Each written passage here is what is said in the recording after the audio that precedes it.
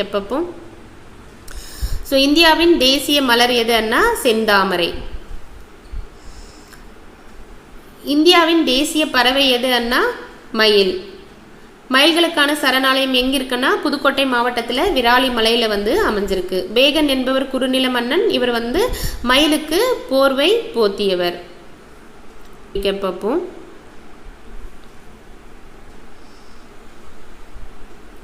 ஓங்கில் என்னன்னு பார்த்தீங்கன்னா நீர்வாழ் பாலூட்டியான டால்ஃபினை தான் ஓங்கில் அப்படின்னு அழைக்கிறோம். ஓங்கில் அதுக்கு தேவையான இரையை எப்படி பிடிக்கும்னா மீயொலி அலைகளை பயன்படுத்தி பிடிக்கும். வௌவால்களும் பார்த்தீங்கன்னா மீயொலி அலைகளை பயன்படுத்தி தான் தேவையான இரையை பிடிச்சி சாப்பிடும். இவற்றுக்கு பார்வை திறன் குறைவு. ஸோ பார்வை திறன் பார்த்தீங்கன்னா குறைவு. கங்கை நதிப்புறத்து கோதுமை பண்டம் என்று பாடியவர் யாருன்னா பாரதியார். கங்கை நதி இந்தியாவில் பாயும் மிக நீளமான நதி. எத்தனை கிலோமீட்டர் தொலைவுக்கு பாயும்னா 25 கிலோமீட்டர், 2525 கிலோமீட்டர். பிரம்மபுத்திரா நதி எத்தனை கிலோமீட்டர் நீளமுடையதுன்னா 38-48 கிலோமீட்டர் நீளமுடையது. இந்தியாவில் பாயக்கூடிய தொலைவு குறைவு. முகலாயர் காலத்தில் ராஜாக்களுக்காக உருவாக்கப்பட்ட சிறப்பு வகை மாம்பழங்கள் என்ன அப்படின்னு பார்த்தீங்கன்னா பிரசாதம், இமாம், பசந்த், பிரசாதம், பசந்த், இமாம், பசந்த். ஆலமரம் 50% தான் யூஸ் பண்ணுவோம். அப்போ ஆலமரம் 1950 தேசிய சின்னமாக அறிவிக்கிறாங்க. தாமரை 50% தான் யூஸ் பண்ணுவோம். தாமரை 1950 தேசிய சின்னமாக அறிவிக்கிறாங்க. மயில் 1963, புலி 1973. பூனை இனத்தில் மிகப்பெரியதா எதை சொல்றாங்க? புலியை தான் சொல்றாங்க. உலகில் இருக்கக்கூடிய மொத்த புலிகள் எண்ணிக்கையில் எத்தனை சதவீதம் இந்தியாவில் இருக்குன்னா 70% இருக்கு. கங்கை ஆறு எப்போ தேசிய ஆறாக அறிவிக்கிறாங்கன்னா 2008. யானையை 2010 அறிவிக்கிறாங்க. கங்கை 2008, யானை 2010. ஆற்று ஓங்கிலும் 2010. லாக்டோபெசில்லஸ் என்றதை எப்போ அறிவிக்கிறாங்கன்னா 2012. இது தோழமை பாக்டீரியா அப்படின்னு சொல்றாங்க. 2012 தோழமை பாக்டீரியா. அடுத்து பார்த்தீங்கன்னா ராஜநாகம். இது ஹோபிபாக் சானா அப்படின்னு சொல்லுவாங்க. உலகத்தில் இருக்கக்கூடிய நீண்ட விஷம் நிறைந்த பாம்பு. மாம்பழம் எப்போ அறிவிக்கிறாங்கன்னா 1950. மாம்பழம் 1950. என்னென்ன விட்டமின்ஸ் மாம்பழத்தில் இருக்குன்னா ACD இருக்கு. அடுத்து பார்த்துருவோம். தமிழகத்தின் மாநில விலங்கு எது அப்படின்னு பார்த்தீங்கன்னா வரையாடு. தமிழகத்தின் மாநில பறவை மரகதப்புறா. தமிழகத்தின் மாநில மலர் செங்காந்தல் மலர். தமிழகத்தின் மாநில மரம் பனைமரம். நான் இதுக்கு எதுக்குமே ஷார்ட்கட் சொல்லலை. ஏன்னா இது நிறைய தெரிஞ்ச விஷயம்தான். அதனால் எல்லாருக்குமே ஞாபகம் இருக்கும்ன்றதால நான் டைரெக்டாக அடுத்து போகிறேன். காவி நிறம். நம்ம தேசிய கொடியில் இருக்கக்கூடிய காவி நிறம் எதை குறிப்பிடுது அப்படின்னு பார்த்தீங்கன்னா தைரியத்தையும் தியாகத்தையும் குறிப்பிடுது. பச்சை நிறம் பார்த்தீங்கன்னா செழுமையையும் வளத்தையும் குறிக்குது. வெள்ளை நிறம் அமைதி, நேர்மை, தூய்மையை குறிக்குது. கருநீல நிறம் பார்த்தீங்கன்னா கருநீல நிறத்தில் அமைஞ்சிருக்கக்கூடிய அசோக சக்கரம் அறவழியையும் அமைதியையும் வலியுறுத்துது. இந்திய தேசிய கொடியினுடைய நீள அகலம் எவ்வளோன்னு பார்த்தீங்கன்னா 3:2. இந்திய தேசிய கொடியை வடிவமைத்தவர் யாரு அப்படின்னு பார்த்தீங்கன்னா பிங்காலி வெங்கையா. இவர் எந்த மாநிலத்தை சேர்ந்தவர்னா ஆந்திராவை சேர்ந்தவர். விடுதலை இந்தியாவில் ஏற்றப்பட்ட முதல் தேசிய கொடி எங்கே நெய்தாங்கன்னா தமிழ்நாட்டில் வேலூர் மாவட்டத்தில் இருக்கக்கூடிய குடியாத்தத்தில் நெய்தாங்க. அந்த முதல் தேசிய கொடியை ஏற்றியவர் யாருன்னா பண்டித ஜவஹர்லால் நேரு. சுதந்திரம் கிடைத்த 15 ஆகஸ்ட் 1947 செங்கோட்டையில் ஏற்றிருக்காரு. அந்த கொடி இப்போ எங்கே இருக்குன்னா சென்னையில் புனித ஜார்ஜ் கோட்டை அருங்காட்சியகத்தில் பொதுமக்கள் பார்வைக்கு வைத்திருக்காங்க. ரீகேப் மட்டும் பார்ப்போம்.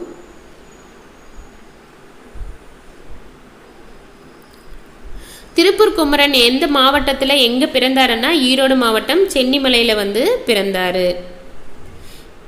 இவர் இறந்த வருடம் பார்த்தீங்கன்னா 1932. கொடிக்காத்த குமரன் அப்படின்னு இவரை அழைப்பாங்க. திருப்பூர் குமரன் அல்லது கொடிக்காத்த குமரன் இவரை தான் மீன் பண்ணுறாங்க. கொடியை காத்துனதால கீழே போடாமல் இருந்ததால் அப்படி அழைக்கிறாங்க. நம்மளுடைய இலச்சினை எது அப்படின்னு பார்த்தீங்கன்னா சாரநாத் அசோக தூணின் உச்சியில் இருந்த நான்முக சிங்கம் தான் இந்தியாவின் தேசிய இலச்சினையாக ஏற்றுக்கிட்டாங்க. அது எப்போ ஏற்றுக்கிட்டாங்கன்னா ஜனவரி 26, 1950. சத்தியமே ஜெயதே என்ற வார்த்தையினுடைய பொருள் என்னன்னா வாய்மையே வெல்லும். நம்மளுடைய இலச்சினையில் எத்தனை சிங்கங்கள் இருக்குன்னா நான்கு மேல் பகுதியில் வந்து 4 சிங்க உருவங்கள் வந்து காணப்படுது. அடிப்பகுதியில் வந்து பார்த்திங்கன்னா யானை ஆற்றலை வலியுறுத்தக்கூடியதாகவும், குதிரை வந்து வேகத்தையும், காளை வந்து கடின உழைப்பையும், சிங்கம் வந்து கம்பீரத்தை ஆகிய அடிப்பகுதியில் வந்து 4 உருவங்கள் வந்து இருக்குது. ஸோ மேலே 4 உருவங்களில் சிங்கம் வந்து அமைஞ்சிருக்கு. கீழேயும் வந்து பார்த்திங்கன்னா 4 விலங்குகளில் சிங்கமும் வந்து இருக்குது. நடுவில் வந்து தர்ம சக்கரம் வந்து அமைந்திருக்கும். அசோகர் காலத்தில் சாரநாத் தூணின் உச்சியில் அமைந்திருந்த 4முக சிங்கம் இப்போ எங்கே இருக்கு அப்படின்னு பார்த்தீங்கன்னா சாரநாத் அருங்காட்சியகத்தில் வந்து அமைஞ்சிருக்கு.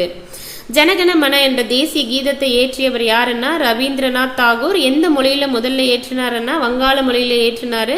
ஹிந்தி மொழியாக்கம் செய்யப்பட்டு எப்போ வந்து தேசிய கீதமாக ஏற்றுக்கிட்டாங்கன்னா ஜனவரி 24, 1950 வந்து ஏற்றுக்கிட்டாங்க. முதல்லையே தேசிய கீதத்தை வந்து எப்போ பாடினாங்கன்னா 19-11 டிசம்பர் 27ஆம் நாள் வந்து இந்திய தேசிய காங்கிரஸ் மாநாடு கொல்கத்தாவில் நடைபெற்றிருக்கும். அப்போ வந்து முதலாக வந்து தேசிய கீதம் வந்து பாடினாங்க. எவ்வளவு வினாடிகள் நம்மளுடைய தேசிய கீதம் வந்து பாட வேண்டும் அப்படின்னு பார்த்தீங்கன்னா 52 வினாடிகள், 52 செகண்ட்ஸ்.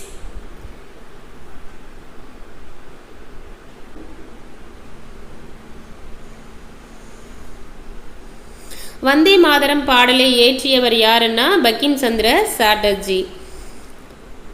இது எப்போ வந்து தேசிய பாடலாக ஏற்றுக்கிட்டாங்கன்னா தேசிய கீதம் ஏற்றுக்கொள்ளப்பட்ட அதே நாள் ஜனவரி 24, 1950.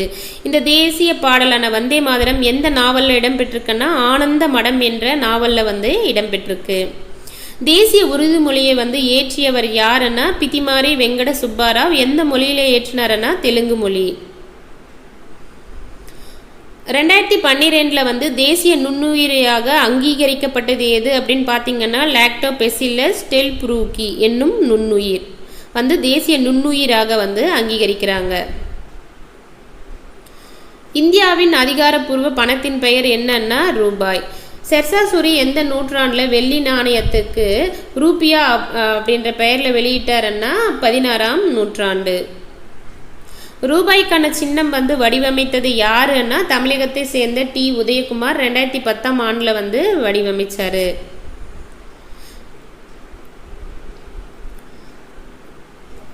எந்த ஆண்டில் வந்து சக ஆண்டு முறை தொடங்குகிறது அப்படின்னு பார்த்தீங்கன்னா கிபி 78 கனிஷ்கர் காலத்தில் வந்து தொடங்குது. சமபகல் இரவு நாள் எதுன்னா மார்ச் 22. லீப் ஆண்டுகளில் சமபகல் இரவு நாள் எதுன்னா மார்ச் 21. முதல் தேசிய நாட்காட்டி வந்து எப்போ ஏற்றுக்கிட்டாங்க அப்படின்னா 1957 மார்ச் 22 வந்து ஏற்றுக்கிட்டாங்க. யாருடைய பரிந்துரையின் பேரில் ஏற்றுக்கிட்டாங்கன்னா பிரபல வான் இயற்பியலாளரான மேக்னாத் சாகா தலைமையில் ஒரு குழு அமைச்சு அவருடைய பரிந்துரையின் பேரில் வந்து ஏற்றுக்கிட்டாங்க. முதல் தேசிய நாட்காட்டி நாள் 1957 மார்ச் 22. அடுத்து வந்து பார்வட்டி பார்ப்போம்.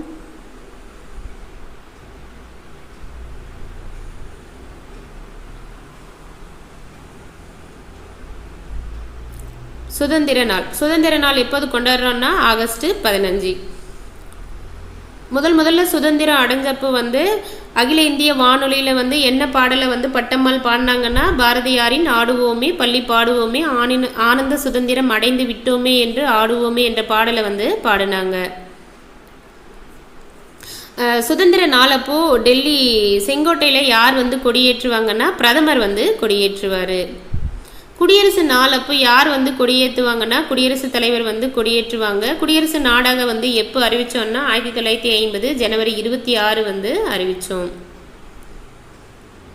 பாசறைக்கு திரும்பும் நாள் வந்து எப்போ வந்து செலிப்ரேட் பண்ணுறாங்க அப்படின்னு பார்த்தீங்கன்னா ஜனவரி 29. ஸோ இந்திய குடியரசு நாள் வந்து 26 வந்து செலிப்ரேட் பண்ணுவோம். 3 நாள் கழிச்சு 29 வந்து பாசறைக்கு திரும்புதல் என்ற விழா வந்து சிறப்பாக வந்து நடைபெறும். காந்தி ஜெயந்தி வந்து எப்போது கொண்டாடுறோம்னா அக்டோபர் 2. தேச தந்தை என அழைக்கப்படுபவர் யாருன்னா மகாத்மா காந்தி.